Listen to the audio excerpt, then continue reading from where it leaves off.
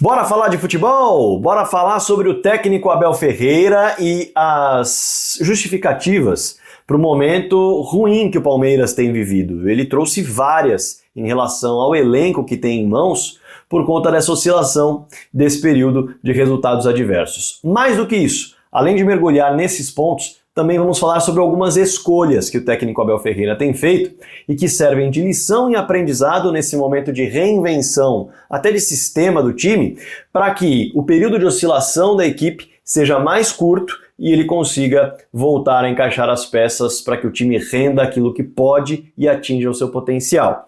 Tem lições a serem tiradas, realmente tem justificativas plausíveis e é bom lembrar, esse mesmo treinador, em 2023, fiz um vídeo sobre isso na semana passada, viveu um período muito parecido, com 9 jogos e apenas uma vitória. Nesse período ele caiu de uma Copa, caiu da Copa Libertadores da América, mas na frente foi campeão brasileiro.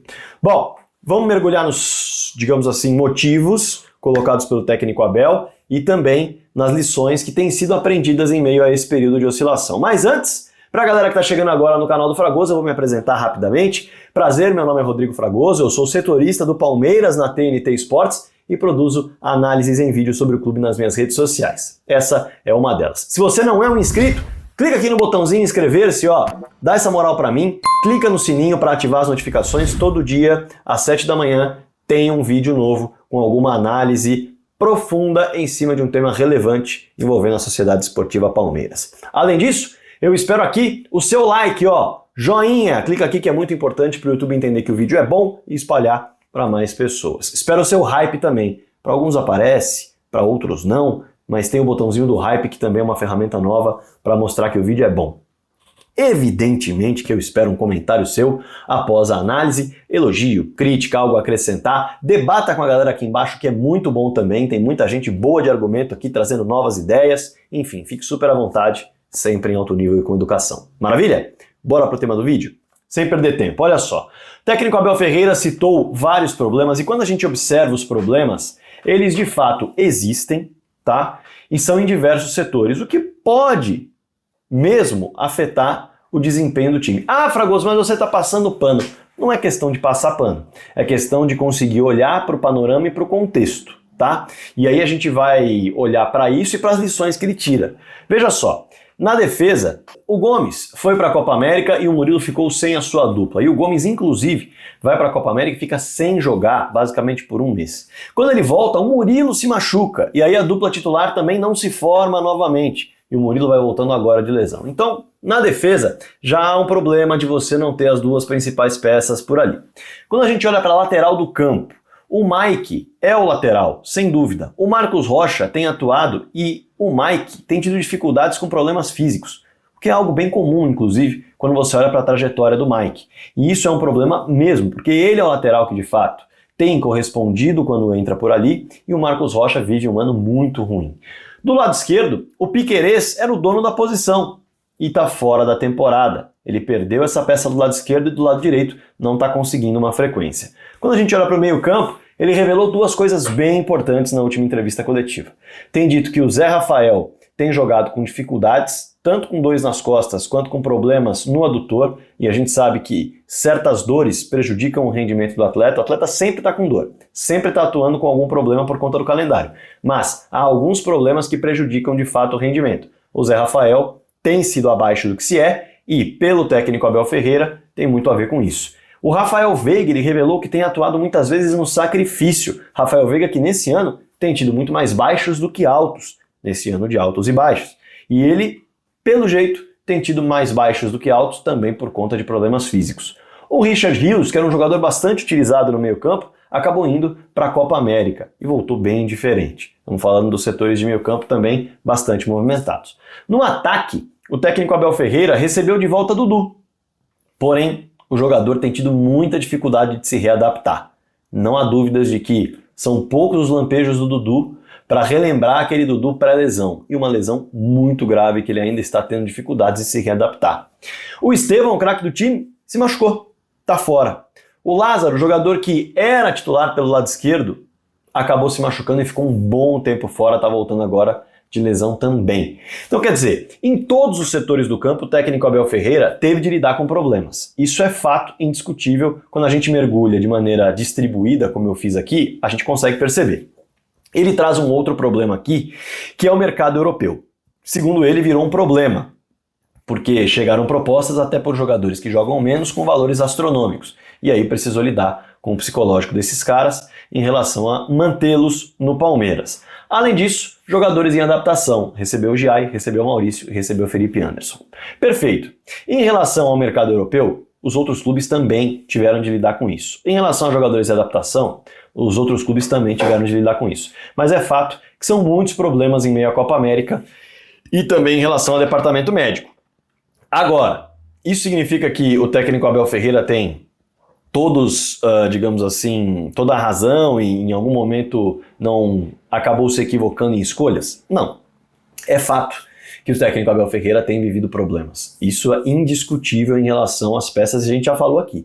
Tá no vídeo muito claro, todos os setores com ausências por diferentes motivos e jogadores caindo de rendimento também por diferentes motivos. Agora, quando a gente olha para os testes que o técnico Abel Ferreira tem feito ao longo desse período, aí a gente tem que colocar também de maneira distribuída as lições que ele tem de tirar, até projetando o jogo contra o Flamengo, que é decisivo para o mata-mata. Por exemplo, Gabriel Menino ganhou uma sequência muito grande no Palmeiras, muito grande. De fato, em alguns momentos teve lampejos, com viradas de jogo, com cruzamentos, mas foram lampejos. Não conseguiu desenvolver regularidade, não conseguiu desenvolver aquele potencial que muito se espera. E ele seguiu recebendo chances. O Gabriel Menino, ele poderia ter dado lugar no sistema em que vinha sendo utilizado para o Rômulo, por exemplo, que foi o craque do Paulistão e tem sido destaque há muito tempo, ou melhor, era destaque há muito tempo no Novo Horizontino, tanto no ano passado quanto no Campeonato Paulista, ganhando 3 prêmios nessa temporada. E ele poderia, como já fez em outros momentos da carreira, atuar como um segundo volante sem bola que viraria um meia esquerda. Era exatamente o que o Gabriel Menino vinha fazendo. E ele não recebeu essa sequência, sendo que o Menino recebeu mesmo sem embalar. Outro ponto.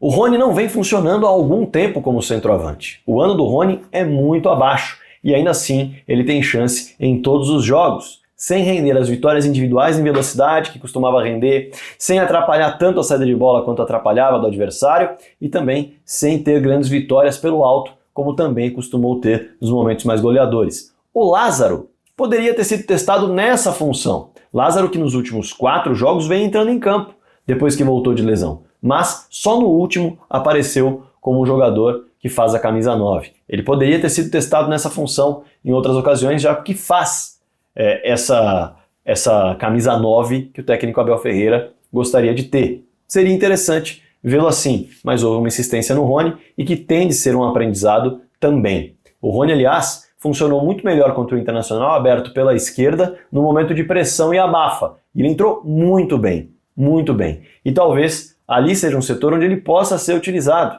nos momentos mais agudos nessa reinvenção do time, já que inclusive é um setor onde ele conseguiu jogar bem no Atlético Paranaense e se destacar. E ele foi bem contra o Internacional atuando daquele lado.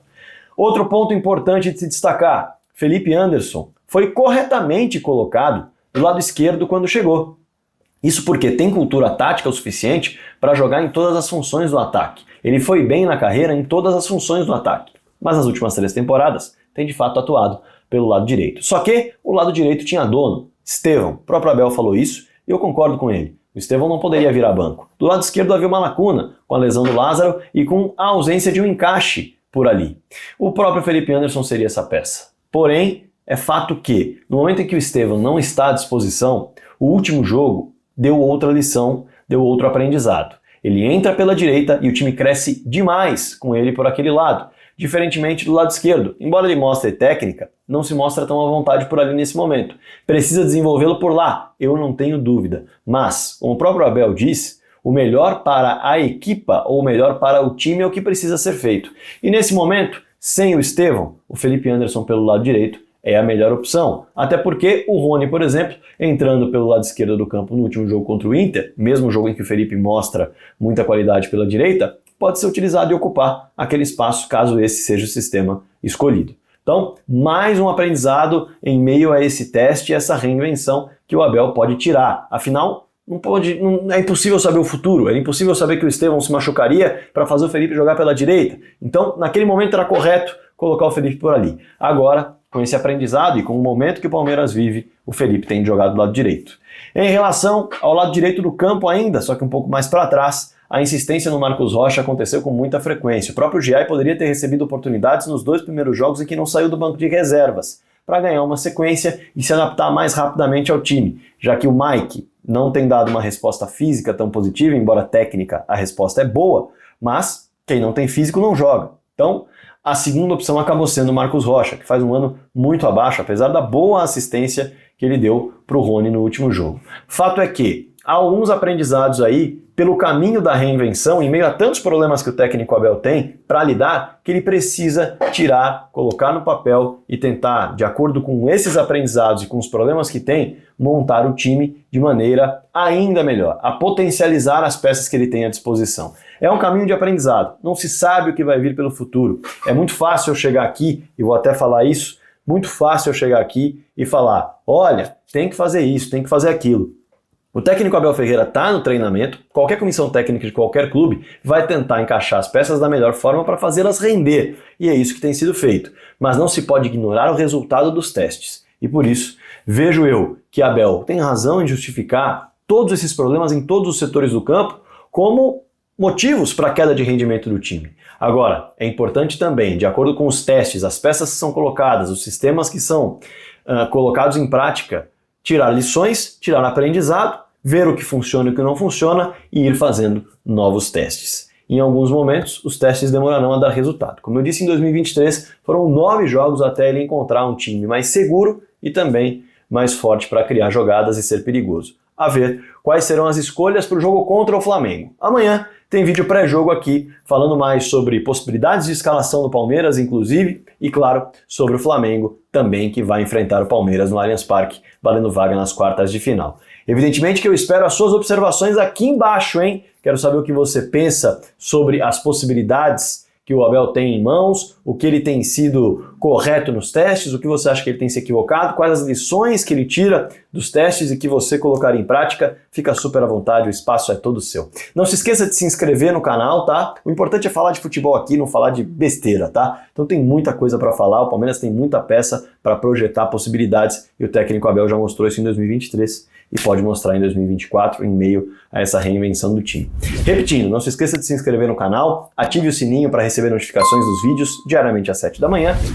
Clica no like, no joinha, que é importante. Clica no Hype, ferramenta nova do YouTube, que também é importante. Espalhe o vídeo nos seus grupos, nas suas redes sociais. E tô esperando seu comentário aqui embaixo. Bora falar de futebol.